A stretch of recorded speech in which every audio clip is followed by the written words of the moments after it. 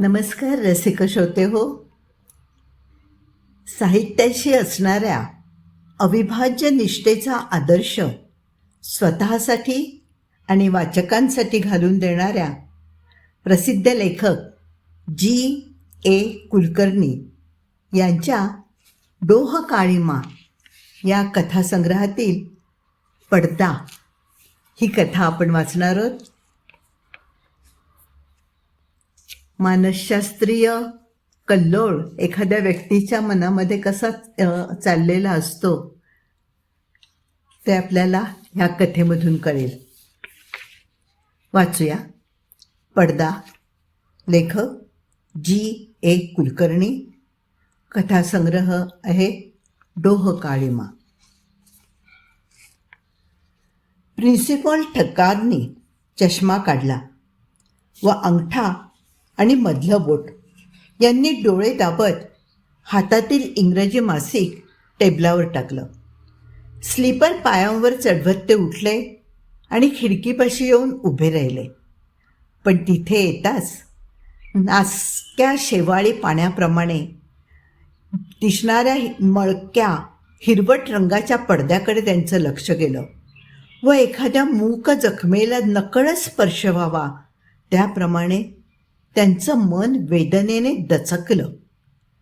आजूबाजूची खोली त्यांनी एखाद्या चित्राप्रमाणे सजवली होती. आयुष्याच्या प्रवासात त्यांच्या काव्यलोलूप तरल मनावर आलेले कोमल तरंग त्यांनी या ना त्या वस्तूच्या रूपाने मूर्त केले होते. ती खोली त्यांच्या जीवनाची मधुर स्मृती होती. समोरील भिंतीवर शुभ्र संगमरवरी दगडाचे लहान लहान तुकडे शिसवीच्या लाकडात बसवून केलेलं कापरी बेटाचं निसर्गदृश्य होतं. ते त्यांनी खुद्द कापरीलाच विकत घेतलं होतं. त्या लहानशा चौकटीत सुरेल रेशमी रेषांचं धुंद स्वप्न गोठवून ठेवलं होतं. त्या चित्राभोवती डोळे निववणाऱ्या निळ्या समुद्राच्या आठवणीचा जगतारी शेला. कापरी बेटच मुळी निळ्या मखमली समुद्रावरील एखाद्या चमकीप्रमाणे होतं. डाव्या बाजूला डेगाचे बेभान होऊन नाचत असलेल्या नर्तिकेचे चित्र होते. संगतीच्या लाटांवर फेसाळलेलं यौवन. त्याच्याबरोबर समोर होकुसायच्या लाटा या चित्राची प्रतिकृती अजस्त्र नागाच्या फणीप्रमाणे विशाल उन्मत्त लाट, झेप टाकण्यापूर्वी क्षणभर गर्वाने स्थिरावलेली. तिच्या छायेत असहाय्य वाटणारी एवढीशी ठिपक्यांसारखी माणसं. त्या चित्राच्या साधेपणातील घरंदाज श्रीमंती, वळवळत जाणाऱ्या जिवंत धारदार रेषेतील सामर्थ्य विलक्षण उत्कट होतं. एका कोपऱ्यात किंचित लालसर दगडाची शोभेची शेगडी होती आणि तिच्यावर दोन्ही भिंतींवर अर्धवर्तुळाकार पसरलेली छोटीशी लायब्ररी होती. त्या कपाटावर ग्रीसमधील एका छोट्या खेड्यात घेतलेली बास्केट घेतलेल्या खेडवळ मुलीची भाजक्या मातीची प्रतिमा उभी होती. एक गुडघा दुमडून जमिनीवर, दुसरा गुडघा उभा, त्यावर हनवटी टेकलेली. बास्केटमध्ये फळं आहेत. डोळ्यात विलक्षण आर्तता. काय हवं माहीत नाही, पण काहीतरी हवं आहे अशी तृष्णा. सारी खोली म्हणजे शुभ्र फुलांनी मोहरलेलं चेरीचं झाड होतं.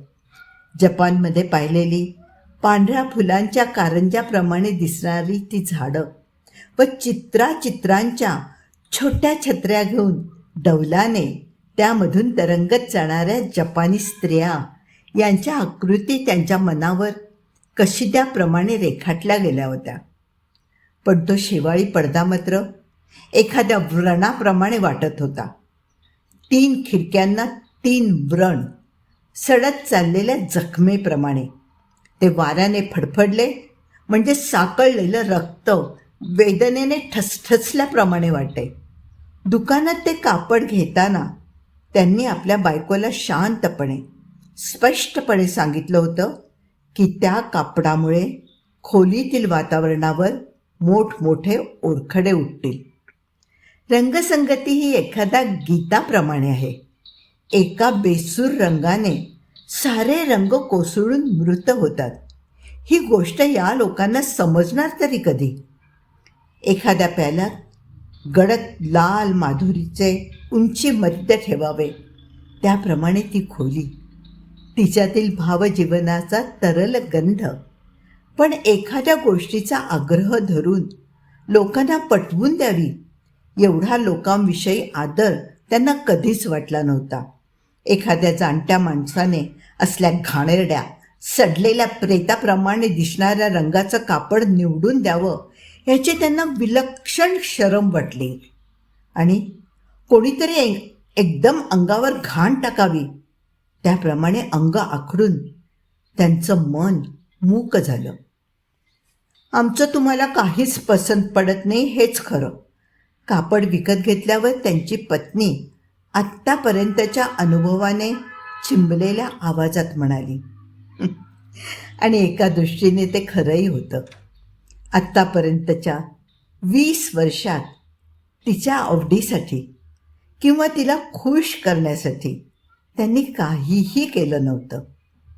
त्यांनी स्वतःच्या साऱ्या सुटांचा रंग सूर्याच्या बदलत्या आकाशात 10 वेळा तपासून पसंत करण्याची पद्धत ठेवली होती.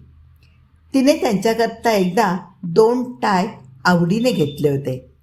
त्यातील एकाची 10वी रेख फारच जाड म्हणून आणि दुसऱ्याचा रंग मांजर रोखल्याप्रमाणे होता म्हणून त्यांनी ते दोन्ही ड्रायव्हरला देऊन टाकले. इतकंच नव्हे तर खोलीतील रंगसंगतीशी जुळेल असं पातळ असेल तरच तिला त्या खोलीत बसता येत असे. बागेविषयी तेच. ओल्या चिंब आठवणी जागा करून गत आयुष्यावर जांभळसर मोहिनी टाकणारा 1000 डोळ्यांचा रातराणीचा सुगंध तिला हवा होता. पण त्यांनी टपोरा, उन्मत्त वाटणारा, पायाखाली तुडवलेल्या रान फुलाप्रमाणे गेल्या आठवणींकडे तुच्छतेने पाहणारा धुंद मॅग्नोलिया लावला होता. जीवनाचा प्रत्येक थेंब जिभेवर तरळत ठेवून चावल्याखेरीज कधीही स्वीकारून त्यांनी पुढे पाठवला नाही. त्यांच्या आयुष्यातील प्रत्येक क्षणाला डोळा होता, पण त्या डोळ्यात फक्त त्यांच्याच प्रतिबिंबाचं लेणं कोरलेलं होतं. तिच्या व्यवहारी, वृक्ष, कांबळ्याप्रमाणे खरखरीत मनाविषयी त्यांना अत्यंत तीव्र पण मूक तिरस्कार होता. लायब्ररीला तर ते तिला स्पर्शही करू देत नसत. थॉम्सन, फ्लेकर, बर्टन, घॉटे, लिओपार्डी, ग्रीक एन्थॉलॉजी, चिनी कविता या साऱ्या पुस्तकांना काही विशिष्ट जागा होत्या. त्या ठिकाणीच त्याचं जग मूर्तीच्या डोळ्यातील माणकाप्रमाणे ज्वलंत तळपत असे.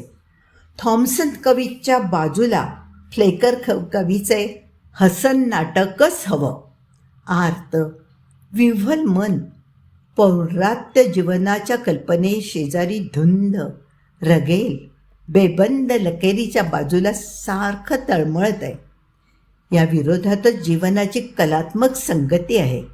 सारी गात्र मोहरून टाकणारं, शारीर वासनांनी फेसाळलेलं, उष्ण झालेलं संगीत आणि आसुडाच्या आघातांनी उडणाऱ्या रक्ताचे ओले किरण, मनाभोवती घिरट्या घालणारी आठवणींची शुभ्र कबुतरं आणि जीवनाला आठवणींचा एकही कंगोरा नाही अशा तऱ्हेने नागिणीप्रमाणे अंग वळवळत जाणारी अग्निदेहाची स्मृतीहीन ओठांची नर्तकी, जगड्व्या दुःखाकडे स्थिर नजरेने पाहणारी बुद्धाची शांत प्रसन्न दृष्टी आणि जिवंत शरीरातून तोडून काढलेल्या रसरशीत मांसखंडाचा ओला लालभडक रंग, स्मशानातील थडग्यावरील क्रुसांच्या छायेत क्षणाचा स्वर्ग उपभोगणारी कुतरड्यांची जोडी, ही सारी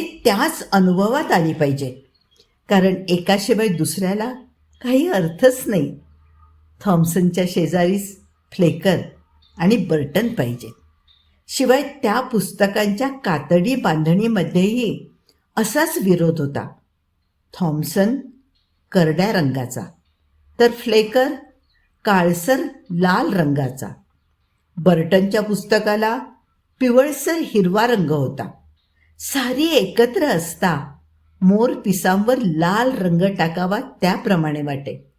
आयुष्य झाकोळून टाकणाऱ्या गहिऱ्या नैराश्याच्या बाजूला उष्ण रक्तमासाच्या वासनांच्या काव्य ओळी, मोरपिसावर लाल रंग, शुभ्र वक्षस्थळावर निळ्या सुरीची लाल जखम, स्पेनमध्ये पाहिलेल्या बैलांच्या युद्धामधील काळ्या बैलाशेजारी वाळूत पडलेले कुडचाभर काळं रक्त, फ्रेंच हॉटेलमध्ये गाणाऱ्या मुलीने शुभ्र उरोजाने तटाटलेल्या साटींच्या झग्यावर लावलेलं टप्पोरं काळसर लाल कार्नेशन फूल. थॉम्सन शेजारीच फ्लेकर बर्टन हेच पाहिजे. एकदा चुकून तिने त्या पुस्तकांची जागा बदलली. त्या दिवशी त्यांनी चहाही घेतला नाही. त्यांना तिचा राग आला नाही, पण डोळे मिटून पडलेल्या कुत्र्याच्या पिल्लाप्रमाणे वाटणाऱ्या तिच्या मूढ मनाविषयी मात्र त्यांना फार कीव वाटली. हिला सारं समजावून सांगायचं तरी कसं? आयुष्याला एखाद्या लिलीच्या फुलाची सुबक रेखीवता पाहिजे. एखाद्या विशाल हिऱ्यात ज्योतीचं प्रतिबिंब असावं. त्याप्रमाणे अनुभवाला कोरीव जिवंत आकार हवा. भावनांचा वेडा गुंतवळा असण्यापेक्षा स्वप्नमय गोप हवा. माणसं काय, ते अनुभव स्वीकारण्यासाठी, त्यांना जतन करण्यासाठी निर्माण केलेली क्षुद्र मातीमोल यंत्र आहेत नुसती. पण हे तिला समजावून कसं सांगणार? ती पुस्तकं हलवल्याने त्यांची मोहिनी शतशः फुटली. हे हिरवट पडदे, या खोलीतील मुग्ध कोमल सौंदर्यावर अत्याचार आहेत. फारच क्रूर जखम आहे. बाळपेक्षाही क्रूर. हो, बाळपेक्षाही क्रूर. त्यांचा मुलगा बाळ हा त्यांच्या मनावरचा व्रण होता. गेल्या 15 वर्षात त्यांनी त्याच्या नावाचा उच्चारही केला नव्हता. त्याच्याकडून त्याच्या आईला दर महिन्याला पत्र येत. उत्साहाने डवरलेल्या मोठ्या डोळ्यांच्या आपल्या 2 मुलांचे फोटो त्याने घरी पाठवले होते. सूनबाई दर संक्रांतीला काटाने काटा मोजून घ्यावा असा सुरेख नितळ हलवा गुलाबाची फुलं वर भरलेल्या रेशमी पिशव्यातून पाठवत असे. पण त्यांनी मात्र त्या फोटोकडे नजर टाकली नाही. ती हलव्याचा दाणा तोंडात टाकला नाही. त्यांच्या वाटणीला बाळ मेला होता आणि बाळच जिथे मेला तिथे त्याला बायकापोरं कोण असणार? बाळने ज्यावेळी त्यांना त्याच खोलीत घाणेरडा शर्ट, भडक काळ्या रंगाची कॉर्डराय पॅन्ट, त्याला पाहताच उग्र वास यावा त्याप्रमाणे त्यांचं डोकं दुखू लागलं होतं. तर अशा अवस्थेत त्याच खोलीत आपण कॉलेज सोडणार आणि मुंबईला जाणार असं सांगितलं. त्याच वेळी बाळ त्यांच्या आयुष्यातून निघून गेला होता.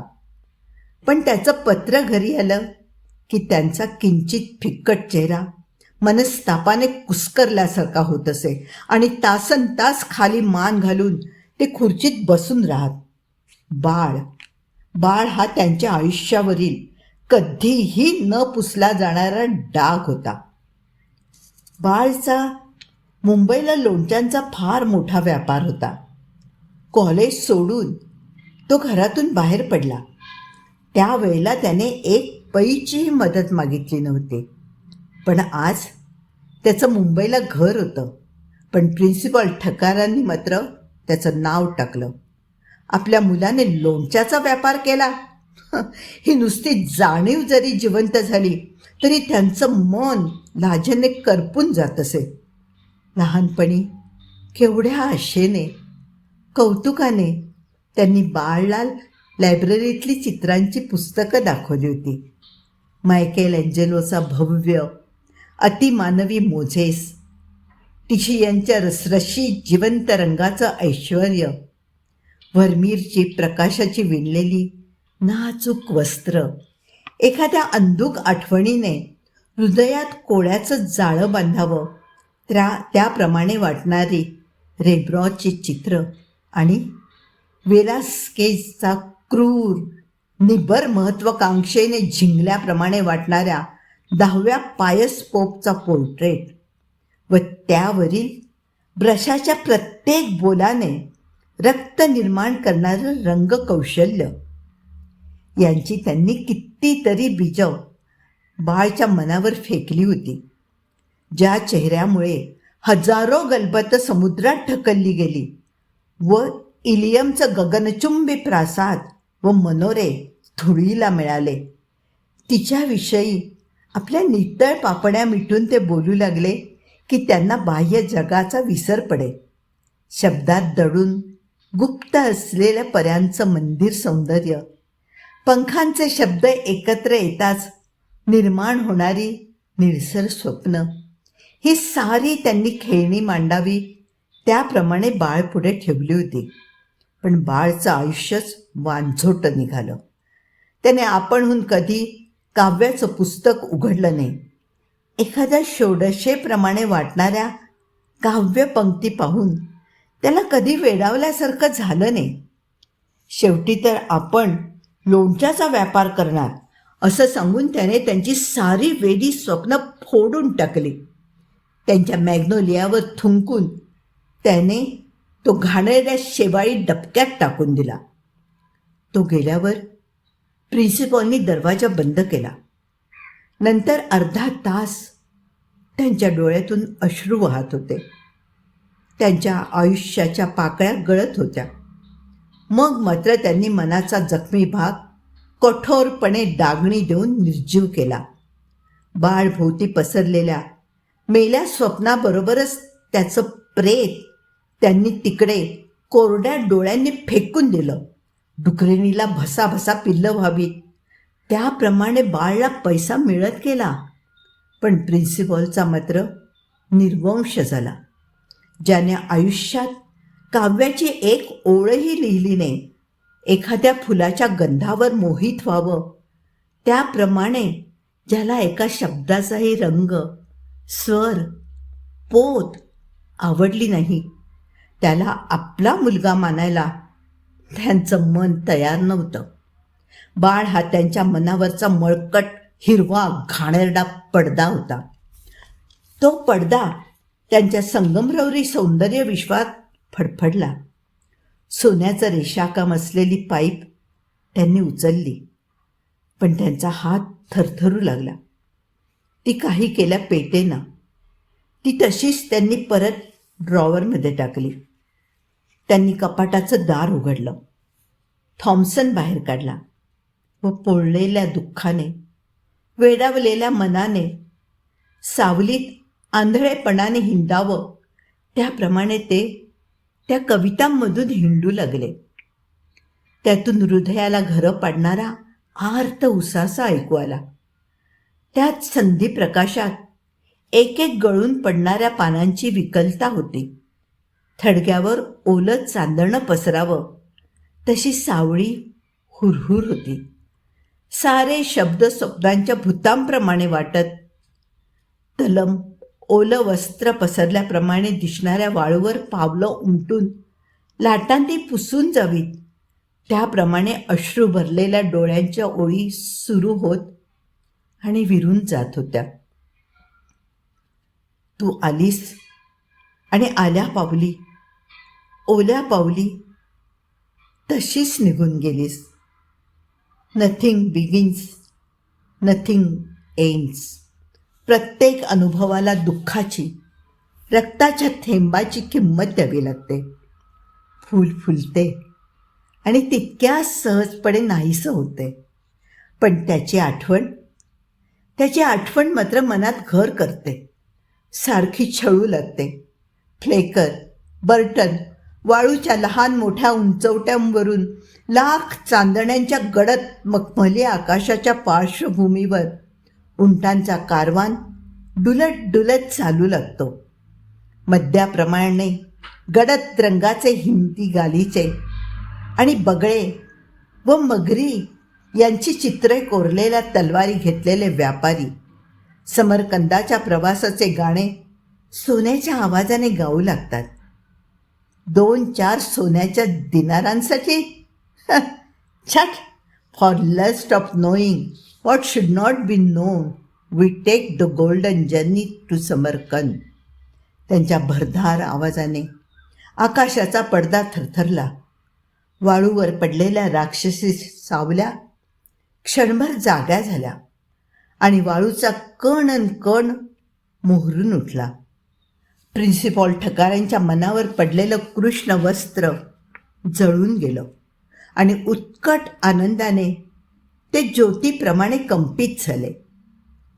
इराणी सुरईतील मद्याने आरक्त झालेल्या डोळ्यांचे शब्द, हुरीच्या लवचिक नृत्याने बेहोश झालेल्या ओळी, बर्टनच्या अरबी स्त्रीप्रमाणे मस्त मदालसा विवस्त्र वाटणाऱ्या आठवणी, काळाचा रुख पक्षी उडाला म्हणून सांगणाऱ्या ओमर खय्यामचा कलंदरी आवाज, फुलांची छाया पाण्यात पाहावी, बांबूची छाया चांदण्यात आणि सौंदर्यवतीची छाया नाजूक विणलेल्या पडद्यावर पाहावी, असे चोखंदळपणे सांगणारा रसिक चिनी कवी, हे सारे त्यांच्या मनात भिरभिरू लागले. एखादी जांभळ्या पिवळ्या ठिणग्यांची चवरी ढाळावी त्याप्रमाणे त्यांची स्मृती गदगदली व तिच्यातून रंगीत ओळी आणि चित्र यांच्या ठिणग्या उडू लागल्या व इंद्रिय उन्मत्त करणाऱ्या मधिर सुखाने त्यांचे डोळे भारावून गेले. पण या मोहिनीचं वस्त्र कुणीतरी झटकल्याप्रमाणे ते बेहोश जग नाहीसं झालं. कुठून तरी आवाज ऐकू आल्यासारखं त्यांना वाटू लागलं. घोगरे, कठोर, अपरिचित, करवतीच्या दातांप्रमाणे, सर्पाप्रमाणे लवलवणारे. आम्ही काहीतरी सुंदर स्वप्नमय निर्माण केलं. आमच्या हातात मातीचा मानव झाला, शब्दांची वारुणी झाली, अनुभवांची अमर पुष्प झाली. नाहीतर क्षुद्र तू आणि तुझे भिक्कार डागाळलेले जग, त्यात तुझा भिक्कारडा घाणेरडा शेवाळी पडदा पडदा घाणेरडा पडदा. प्रिन्सिपॉलनी पुस्तकं परत ठेवली व ते कातडी खुर्चीत बसले. बाळच्या स्मृतीचा काटा काढून टाकता आला.